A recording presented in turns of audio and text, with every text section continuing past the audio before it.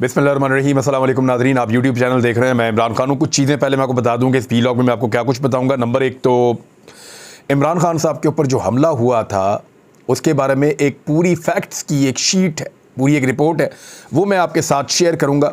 पूरी तहकीकात हैं कि एक्चुअली हुआ क्या, कैसे गोली चली, किसने चलाई, हमले के पीछे कौन थे, किस तरह माहौल बनाया गया, ये सारी चीज़ें इस व्लॉग में मैं आपको बता दूँगा।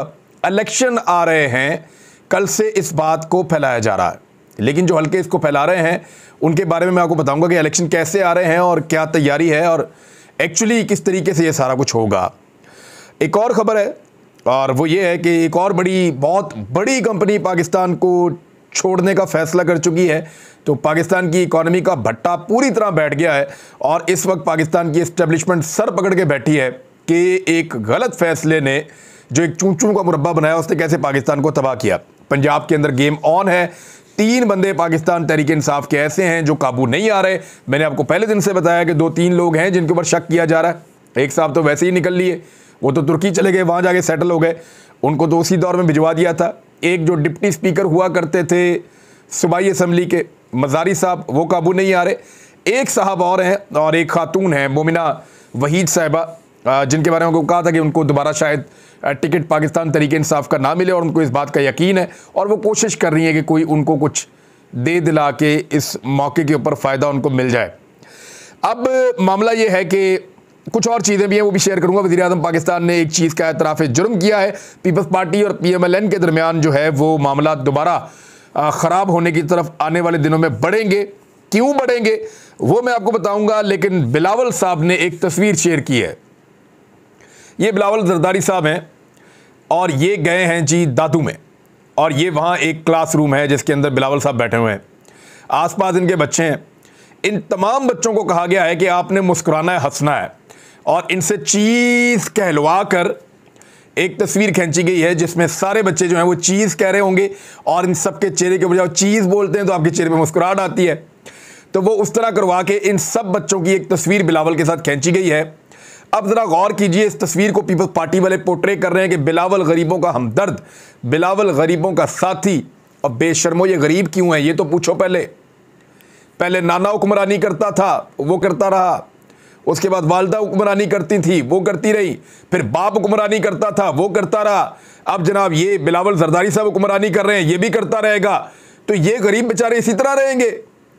ये दादे के साथ भी, नाने के साथ भी तस्वीरें इनकी ऐसी हैं, माँ के साथ भी इनकी ऐसी हैं, बाप के साथ भी ऐसी तस्वीरें हैं, और अब पोते के साथ या नवासे के साथ भी उसी तरह की तस्वीरें हैं। और फिटे मुंह तुम्हारी सियासत के ऊपर। बिलावल के पैरों में जूते देखो, एडिडास के हैं, $200 के। ये अगर आप बल्क में ज़्यादा लेते हैं तो $200 के आपको मिलते हैं, लगभग 45,000 रुपए के। बिलावल अफोर्ड कर सकता है। लेकिन मैं बिलावल के जूतों पर बात नहीं कर रहा, लेकिन मैं बात कर रहा हूँ कि बिलावल को कैसे महसूस होगा कि ज़मीन कितनी ठंडी है इन सर्दियों में, क्योंकि उसके साथ मौजूद बच्चों ने जूते नहीं पहने हुए पाँव के अंदर, जूते नहीं पहने हुए उन्होंने पाँव के अंदर, उन्होंने वाजबी से कपड़े पहने हुए हैं। और ये जिस जगह पे बिलावल साहब बैठे हुए हैं फ़ोटो बनाने के लिए, चीज़ कहलवा के बच्चों के साथ फ़ोटो बना रही है। एक स्कूल है, किसी एक बच्चे के पास यूनिफॉर्म नहीं है, किसी एक बच्चे के पास जूते नहीं है, किसी एक बच्चे के पास बैग नहीं है। ये हालत इन्होंने ज़िंदगी की है। और ज़रा थोड़ा सा जो ब्लैक बोर्ड नज़र आ रहा है उसका भी आप हुलिया चेक कर लें। क्या बिलावल अपने बच्चों को यहाँ पढ़ाएगा? क्या आसिफ अली जरदारी जिस बच्चे के साथ खेल रहा था थोड़े दिन पहले अपने नवासे के साथ, क्या उसको यहाँ पे पढ़ाएगा स्कूल के अंदर? कभी नहीं पढ़ाएंगे। ये स्कूल इन गरीबों के लिए रखे हुए हैं। यहाँ पे सिर्फ पोलिंग स्टेशन बनते हैं और इनके नाम के ठप्पे लगते हैं और कुछ नहीं होता। दादू के अंदर खुलेआम निकल कर देखो, ऐसे बच्चों को जमा करके अपने करीबी लोगों को और लोगों को यरगमाल बना के डरा के उनके साथ ये करना, ये छोड़ें। ज़रा जाएँ लोगों के अंदर जाकर देखें लोग कितने गुस्से में हैं।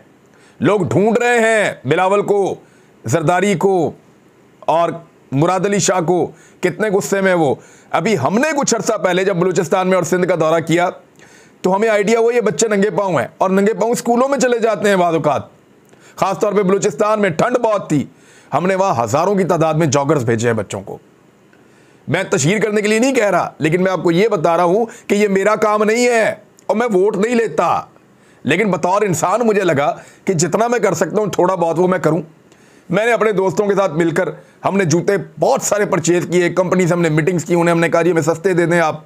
फिर उनको भी हमने कायल किया कि हम डोनेशन कर रहे हैं तो और सस्ते कर दें आप। तो उन्होंने बड़ी मेहरबानी की एक दो कंपनी से, उनसे हमने बल्क में बहुत सारे जूते लिए और वो भर के हमने ट्रकों के अंदर भेजे हैं यहाँ से सामान के साथ। तो वो जूते जाके उन बच्चों को हमने दिए, उन्होंने पहने। इतना एहसास आपके अंदर क्यों पैदा नहीं होता? आपका तो काम ही है, आप वोट इसके लिए मांगते हैं, आपको तो ये लोग एहसान करते हैं आपके ऊपर। हमारा ये काम नहीं है, हमारी जिम्मेदारी है, यानी बतौर मुसलमान हमारी जिम्मेदारी है, बतौर इंसान दूसरे इंसान की मदद करना हमारी जिम्मेदारी है। लेकिन हमने इसके लिए हलफ नहीं उठाया हुआ, हम इसके लिए वोट नहीं मांगते, हम इसके लिए इनके पीछे नहीं जानते। लेकिन डिटाई की और बेशर्मी की हद है कि इस तस्वीर को प्रमोट किया जा रहा है बिलावल के पॉलिटिकल कैरियर को चार चांद लगाने के लिए। फटे मुंह, ये जो बिलावल के दांत निकल रहे हैं ना, ये इन सब बच्चों की गुर्बत पे निकल रहे हैं, उनके नंगे पैरों पे निकल रहे हैं, उनके फटे हुए कपड़ों पे निकल रहे हैं, उनके खस्ता हाल क्लासरूम के ऊपर निकल रहे हैं। खुद इन हालात में रहना पड़े तो इनको पता चले। मैं पढ़ा हूं ना टाटों पे, मुझे आइडिया है कि नीचे बैठकर सर्दियों में इम्तिहान देना कैसा होता है। मैं पढ़ा हूं टाटों पे, मुझे पता है जब ज़मीन पर बैठ के आप सर्दी के अंदर इम्तिहान देते हैं ना तो लग पता जाता है, सवालों के जवाब भूलना शुरू हो जाते हैं। लेकिन इन्होंने कभी ये चीज़ें महसूस ही नहीं की, इनको पता ही नहीं है। अब आ जाए इलेक्शन वाली बात के ऊपर। इलेक्शन का पैगाम दे दिया गया है, शेड्यूल तय करना बाकी है, शेख रशीद ने कहा। कल मुझे भी दो लोगों ने रब्ता करके ये बात बताई, दो अहम सोर्सेज हैं, कि मई के अंदर तैयारी है जी इलेक्शन की और जनवरी के एंड पे जाके या फरवरी में किसी वक्त भी ये हुकूमत ख़त्म हो जाएगी और असम्बलियाँ तहलील होने के बाद, और फरवरी, मार्च और अप्रैल, और उसके बाद जो है वो इलेक्शन है मई के शुरू में। तो ये कहा जा रहा है। देखिए, एक तो बहुत ज़्यादा गर्मी में इलेक्शन नॉर्मली ठीक नहीं होता, लेकिन पहले हो भी चुका है पाकिस्तान में, वो भी हो सकता है। लेकिन बजट का मामला सबसे सीरियस है कि बजट कैसे ये वाली हुकूमत दे सकती है। इनके पास कोई प्लान नहीं है। एस्टेब्लिशमेंट वाकई बहुत परेशान है कि ये किस तरह का तजर्बा कर दिया है हमने पाकिस्तान में। यानी रिजीम चेंज ऑपरेशन करने वाले किरदार तो शायद शर्मिंदा नहीं होंगे, लेकिन उन किरदारों से जुड़े तमाम लोग और तमाम पाकिस्तानी और तमाम पाकिस्तान के इदारे, वो सब सर पकड़ कर बैठे हुए हैं कि क्या हो गया पाकिस्तान में। अवाम ट्रस्ट करने को तैयार नहीं है। जब तक पब्लिक ट्रस्ट नहीं करेगी तब तक इकॉनमी वापस ऊपर आने का नाम नहीं लेगी। अब जितने भी एनालिस्ट हैं या जितने भी मईशतदान हैं, जब उनसे बात होती है तो वो साफ कहते हैं, वो कहते हैं जी लोगों का ट्रस्ट बहुत ज़रूरी है, आपको सलूशन में लोगों को रखना पड़ेगा। आप जो भी हल निकालें इन माशी हालात का, आपको लोगों को बीच में रखना पड़ेगा। लोगों के मुंह से नवाला छीन के तो आप IMF को पैसा नहीं दे सकते ना, या कर्जा नहीं उतार सकते। लोग कुछ खाएंगे, कुछ कमाएंगे, उसमें से कुछ आपको देंगे, उसमें से आप कर्जा उतारेंगे या आप मुल्क को चलाएंगे। जब लोगों के अंदर से ही कॉन्फिडेंस ख़त्म हो गया और लोगों को लगता है कि ये मुल्क कब्जे में चला गया है, तो फिर तो आप पैसा जनरेट नहीं कर सकते। ना तो यहाँ ख़जाने निकलते हैं पाकिस्तान में, ना यहाँ पे तेल निकलता है, ना यहाँ पे इतनी गैसें निकलती हैं, या तो कुदरती वसाइल आपके इतने ज़्यादा हों कि आपको ज़रूरत ही नहीं है आवाम से टैक्स लेने की। तो ये मुल्क चलेगा टैक्स के ऊपर, और टैक्स पब्लिक तब देगी जब पब्लिक का कॉन्फिडेंस वापस आएगा, जब वो पैसा बनाएगी इस मुल्क के अंदर, जब सरमायाकारी वापस आएगी। और सरमायाकारी वापस कैसे आएगी? टेलीनॉर एक बहुत बड़ी कंपनी है पाकिस्तान में, सेलुलर कंपनी है, उन्होंने ये फैसला किया है और ये फैसला सुना भी दिया गया है कि जनाब हम भी पाकिस्तान छोड़कर जा रहे हैं। अच्छा, ये जो खबर आई है ना इलेक्शन के हवाले से, मैं आपको इसमें ये बता दूं कि पहले भी बहुत दफ़ा आती रही है। जून 2022 में भी कहा जा रहा था इलेक्शन होगा, फिर सितंबर 2022 में भी कहा जा रहा था इलेक्शन होगा, और ये खबरें बार बार फैलाई भी जाती हैं। लेकिन इस मरतबा इस पर यकीन करना चाहिए या नहीं करना चाहिए? मेरे ख्याल में अगर इमरान खान साहब पंजाब और खैबर पख्तूनख्वा की असम्बलियाँ तहलील करने की पोजीशन में जनवरी के मिड तक आ जाते हैं तो फिर तो इस पर यकीन करना चाहिए, क्योंकि उसके बाद रमज़ानुल मुबारक के बाद इलेक्शन हो सकेंगे, अप्रैल के आखिर में या मई के शुरू में।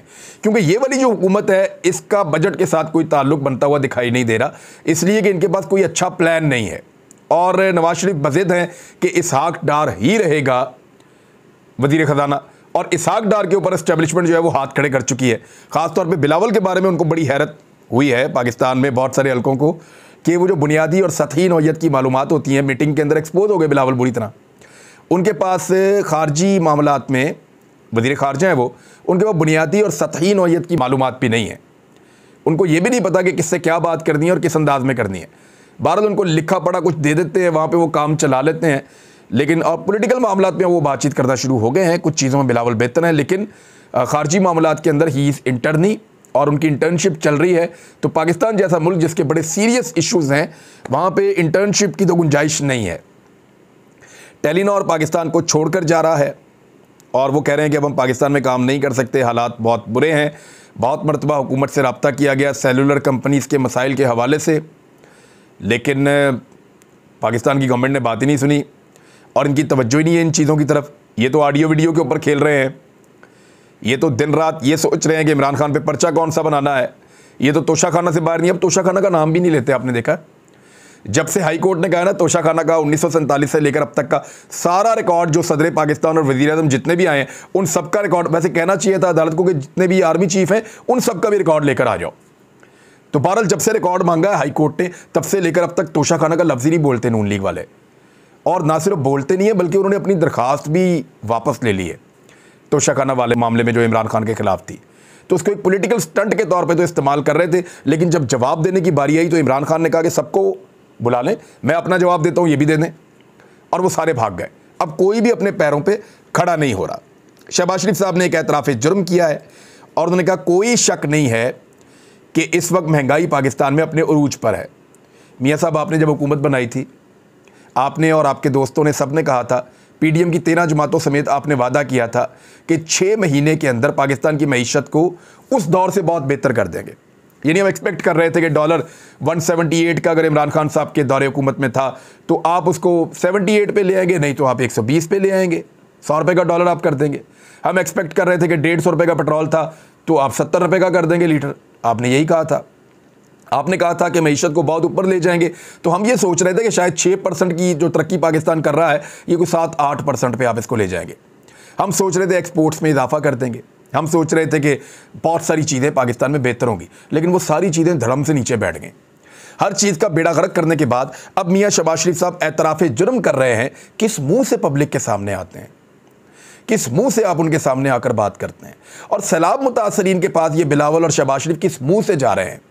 आपको पता है अब ये क्यों जाना शुरू हुए सैलाब मुतासरीन में? क्योंकि इलेक्शन आने वाला है, इलेक्शन आने वाला है। अब आवाम को अब्बू बनाएंगे, पहले अब्बू बनाएंगे बाद में उल्लू बनाएंगे। यही काम ये सियासतदान करते हैं। क्योंकि इलेक्शन आने वाला है, अब सारे भाग भाग के अवाम में जाएंगे, उन्हें कहेंगे जी देखो मैं तुम्हारे लिए क्या लाया, आओ एक सेल्फी बनाते हैं, आओ हम तुम्हें कुछ पैसे देते हैं, आओ हम तुम्हारे लिए काम करते हैं, हमारे दिल में तुम्हारे लिए बड़ा दर्द है, मैं अपने कपड़े बेच के नंगा फिरूंगा और तुम्हें सस्ता आटा दूंगा। क्यों जी, कहाँ दिया सस्ता आटा? क्या कपड़े बिक नहीं रहे?